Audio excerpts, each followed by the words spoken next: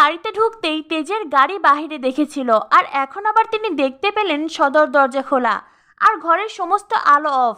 ঠাম্মি মনে মনে ভাবতে থাকেন, ঘরের লাইট অফ, আবার সদর দরজা খোলা, কেউ তো এইভাবে দরজা খুলে ঘুমাবে না। এই বাড়ির কেউ তো এমন দায়িত্ব জ্ঞানহীন নয়। ওইদিকে দাদুভাইয়ের গাড়িটাও বাহিরে দেখে এলাম, তবে কি আজকের দিনে দাদুভাই কোথাও বেরিয়েছে? এরপরেই ঠাম্মি দারোয়ানকে কল করেন, আর দারোয়ান বলেন হ্যাঁ, তেজ দাদাবাবু বেরিয়েছিল, আবার ফিরেও এসেছে। ঠাম্মি বলেন তেজ দাদুভাইয়ের সঙ্গে আর কে ছিল? দারোয়ান বলে উনি একাই ছিলেন, কিন্তু উনি ড্রাইভারকেও নিয়ে যাননি। ঠাম্মি বলেন ঠিক আছে। এদিকে তেজ সুধার হাত ধরে টানতে টানতে সুধাকে ওপরে নিয়ে আসছে। তেজ সুধাকে বলে, বসু মল্লিক পরিবারের কোনো বউ কখনো এইভাবে বাড়ির বাহিরে যায় না, আপনি আসুন, যা কথা হবে ঘরে হবে। সুধা বলে আমার হাতে খুব ব্যথা লাগছে, ছাড়ুন। তেজ বলে চুপ করুন, কেউ শুনতে পাবে। এই বলে তেজ আবারও সুধার হাত ধরে সুধাকে ওপরে টেনে নিয়ে আসে, আর সিঁড়ি দিয়ে ওপরে উঠতেই তেজ আর সুধা মুখোমুখি হয় ঠাম্মির।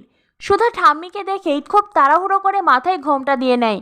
এদিকে তেজের চোখ মুখ শুকিয়ে এসেছে। ঠাম্মি তেজকে বলে যা বোঝাপড়া আজকেই হবে, সকলের সামনে হবে, তোমরা নিচে এসো। এই বলে ঠাম্মি ওখান থেকে চলে যান।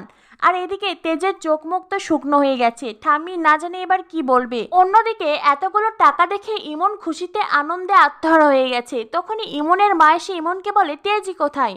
ইমন বলে তেজ চলে গেছে, আর যাওয়ার আগে উপহার হিসেবে এক ব্রিফকেস টাকা দিয়ে গেছে।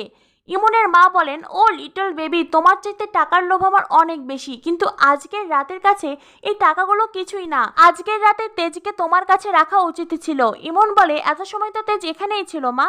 ইমনের মা বলে তাতে কি হয়েছে, এখন তো ও সুধার কাছে গেছে। ইমন বলে তোমার কি মনে হয় তেজ এখান থেকে গিয়ে ওর ফুলসজ্জা সেলিব্রেশন করবে? সেটা কখনোই করবে না মা। ইমনের মা বলে তুমি এত শিওর হয়ে কি করে বলছো? ইমন বলে কারণ আমি তেজকে চিনি, আমাদের সম্পর্কটা টিকুক না টিকুক